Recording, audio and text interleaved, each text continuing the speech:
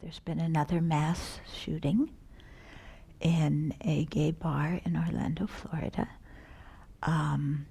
50 people have been killed, 53 injured. There were about 300 people in the bar, and they were dancing and so on. Some gunmen came in around 2 o'clock with an AR-15 and started shooting. The guard tried to stop him. Many people fled out the back or wherever they could get out, and other people were stuck in there with him, kind of in a hostage situation, for about 3 hours until the SWAT team came in, and they did 2 kind of small bombs to distract him so that then they could rush the place. And they rescued about 30 people, and in the shootout that followed, the gunman was killed. It seems that the gunman, he called 911 prior to the attack and pledged allegiance to ISIS. Yeah, and and apparently he was on some FBI list, not because he personally was being investigated, but his name came up in conjunction with somebody else who was being investigated. So they are now going through his apartment and seeing what else they could find. He was a security guard with a license to be to do that, and so he was able, most of the shooting was done with the assault rifle, but he was also able to buy other munitions, which he came into the club with, very easily and legally because he had the license. Nobody is quite understanding how in the world this guy had a license to be a security guard. That'll probably come out in the investigation. So the president is due to speak soon.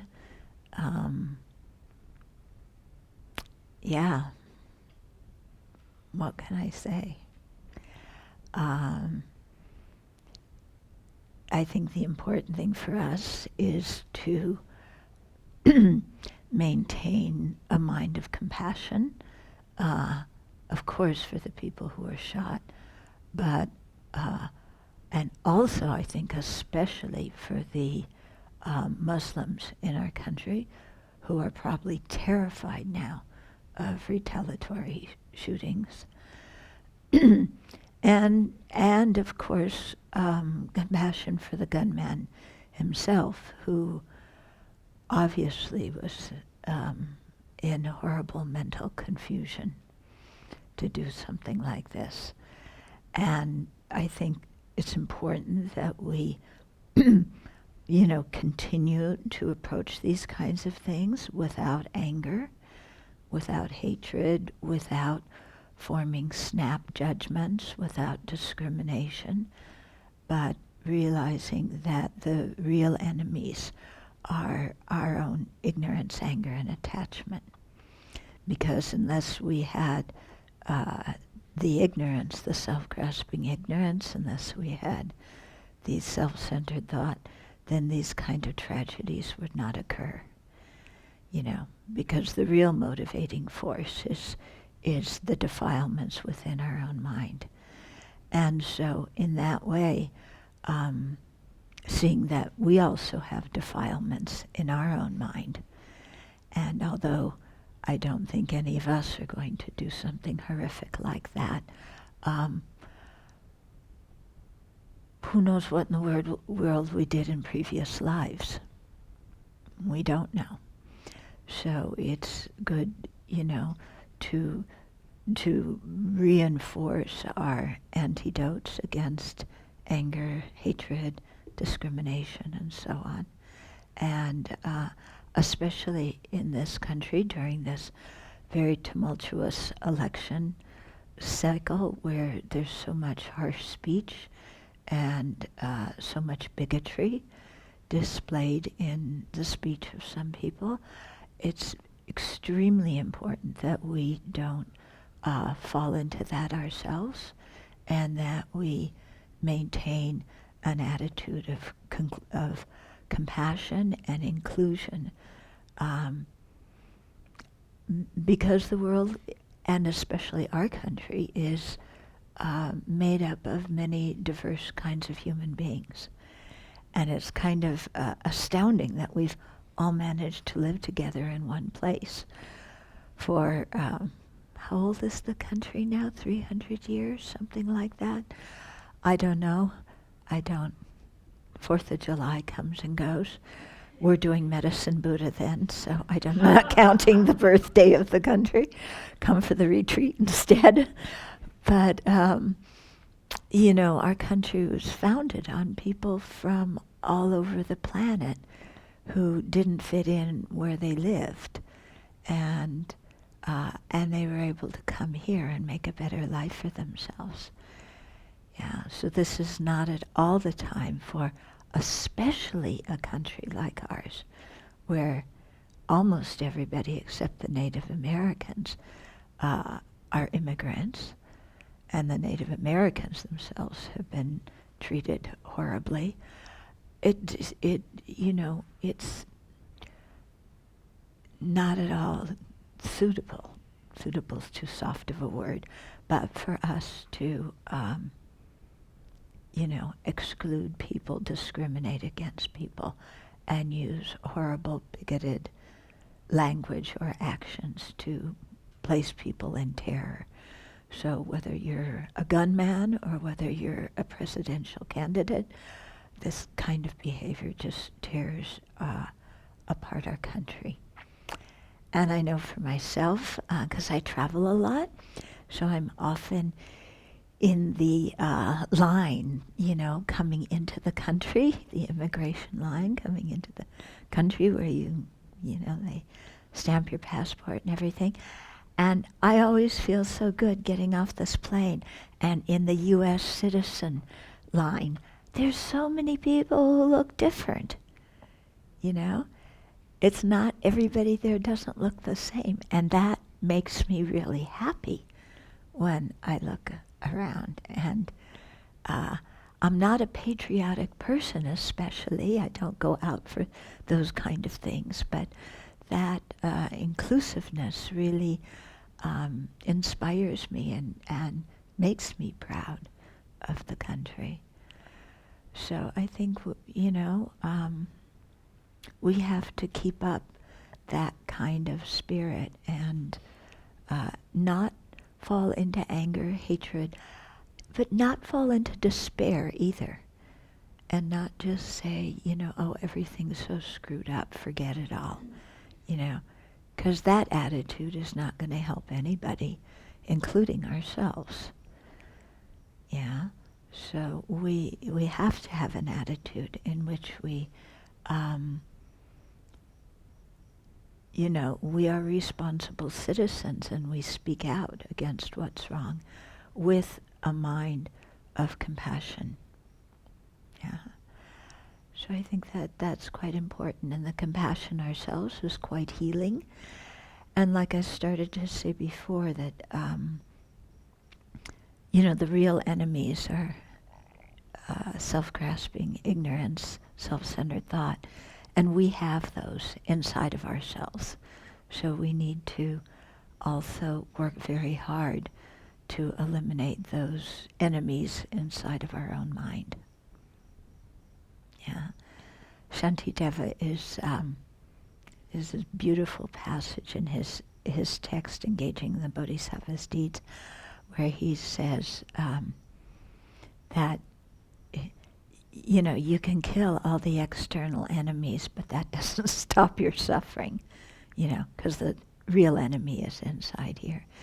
And he really says that killing or destroying external enemies is ridiculous, because these people are going to die anyway at some point. So why are you killing them? and that external enemies have no way of sending us to the hell realm. It's our own self-centered thought, our own anger that sends us to the hell realm. So he continually points us back to the work that we need to do in our own spiritual practice as our personal contribution to world peace. And we shouldn't diminish the force of our personal contribution to world peace, because all it takes is one person not making that contribution, like this gunman today, to shatter so many lives. So, we have our own personal responsibility to make ourselves into a peaceful, compassionate person that can influence others in a beneficial way. And part of that influence is reminding people that despair doesn't do anything. And that I was just reading something the other day by His Holiness, and he was saying that we all want happiness, and happiness depends on hope. Yeah, and despair is the opposite of hope. So we have to always have that optimistic attitude that bodhisattvas have, because they know that the ignorance and anger and attachment can be eliminated. Yeah, and that these kind of things can be stopped. So we should have that hopeful attitude and enthusiastically practice. Nagarjuna wrote this very beautiful prayer that he recommended that we recite every day. So I thought it would be a good one for us to say together, and to dedicate the merit for the people who were killed, were murdered in the attack, and also for their relatives and friends, and for the whole country and for the whole world, for, because we're all involved in this in one way or another. Do people have questions or comments while we're waiting for them to bring the text? Yeah? Just want to bring up maybe thoughts about Muhammad Ali. Yeah. Yeah, it was quite a relief to have him in the news this last week. Yeah, and to see his life and how he stood up for what he valued and how inclusive he was. Brings up the hope part. Yeah, definitely brings up the hope part. Yeah, I was able to see part of the memorial service, and not all of it, but his wife spoke in part of it, and she was just astounded. She really used his life and his death as a teaching to explain valuable principles for all of us. So it wasn't just a sweet talk. It was, there was definitely a spiritual message in what she said. Anybody else? Yeah. Okay, so when you hear people in your community or even relatives or friends speak in a very deprecating, hateful way after a tragedy like this, I think the way to do it is just to state how we feel, and to be able to say, this kind of talk makes me feel uncomfortable. I want to have an attitude of hope, optimism, inclusiveness, compassion. Yeah. So please excuse me if I leave the conversation, or please can you, talk in another way. I think the best thing is just to say what we feel. Not blame the other person and say, don't talk in this way, nah. Yeah. But if we state how what they're saying affects us adversely, then they may have an idea that their actions influence other people. And then we can make the request, I would appreciate you don't speak that way. Okay. Who are we praying to? That's a good question. What, no, that's a very good question. Yeah. In this particular recitation that we're about to do, it's more of an aspirational prayer. Yeah. It's setting forth aspirations, and by saying them, it helps us generate these aspirations ourselves. Like manifesting. Yeah. So when we say things, we tend to think about them, then our mind gets transformed. We're saying these different verses, imagining around us and in front of us the Buddha, who is an enlightened being, meaning somebody who has eliminated all defilements from their mind and developed all of their potential and good qualities completely, and all the bodhisattvas, who are beings who have generated very deep compassion and altruism for all beings. So we're doing this recitation by imagining them in the space in front of us. Okay? And it's good also when we do it to imagine that we're surrounded by all sentient beings, especially all of those who've been affected by the tragedy, and that we're leading them in generating these kinds of aspirations as well. Okay? One of the aspirations is quite profound. So the second line on verse 2 on 105, may I bear the results of their negativity, and may they have the results of all my virtue. So that's a very profound thought. We say, can other people bear have problems, and may I have everything good? And this verse is completely the opposite of that.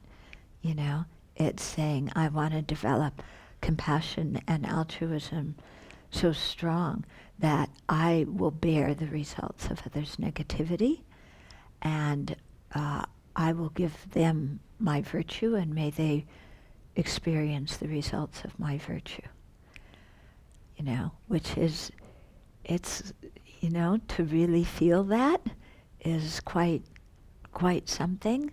So we do these kinds of aspirational recitations and meditations to generate these feelings in our mind. Okay? Honoring in all ways the Buddhas, the Dharma, and the Sangha, and also the Bodhisattvas. In them I take refuge and pay homage to those worthy of homage. I turn away from all negativity and embrace all kinds of merit. I rejoice in all the merit amassed by all sentient beings. With bowed head and palms together, I beseech all perfect Buddhas to turn the wheel of Dharma and remain as long as beings remain. Through the merit of doing this and the merit I have done and will do, may all sentient beings be endowed with unsurpassed bodhicitta. May all sentient beings have immaculate faculties and transcend the unfree states. May they control their own actions and live by right livelihood. May all embodied beings have jewels in their hands, and may a limitless amount of all kinds of necessities remain inexhaustible for as long as cyclic existence endures. At all times, may all women become supreme persons. May all beings be endowed with intelligence and legs. May all beings have a good complexion and also a good physique. May they be radiant and pleasant to behold. Free of illness, may they be strong and live long. May they all gain expertise and skillful means and become free of all dukkha. May they become devoted to the three jewels and have the great treasure of the Dharma. May they be adorned with love, compassion, joy, and equanimity in the face of hardship, generosity, ethical conduct, fortitude, joyous effort, meditative stability, and wisdom. Thus adorned, may they complete all collections and obtain brilliant signs and marks. May they traverse without hindrance the 10 bounds to the inconceivable. May I also become adorned with these good qualities and all others as well. May I become free of all faults, and may I attain supreme love of all beings. May I perfect the virtues to which all beings aspire, and may I always dispel the dukkha of all embodied beings. In all worlds, may all beings who are feeling anxious due to fear become completely fearless merely by hearing my name.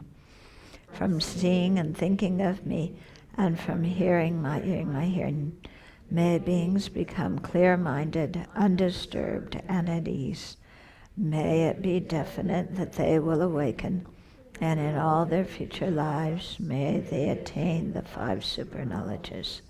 In all ways, may I always do what brings benefit and happiness to all beings. May I always dissuade all at once all those beings of any world who intend to engage in negativity without doing them any harm. Like the earth, water, wind, and fire, medicinal herbs, and the trees in the wilderness, may I always be in obligate enjoyment by all beings as they wish. May I be beloved of beings, and may they be more beloved to me than myself. May I hear the results of their negativity, and may I have the fruits of all my virtue. As long as there is even one sentient being somewhere who is not yet free, may I remain in the world, and for that being's sake, even if I have attained peerless awakening. If the merit of making such statements were to be material, it would not fit into worlds as numerous as the grains of sand of the Ganges. This is what the Blessed One said, and the reason is here to be seen. The worlds of beings are immeasurable, and the intention to aid them is likewise.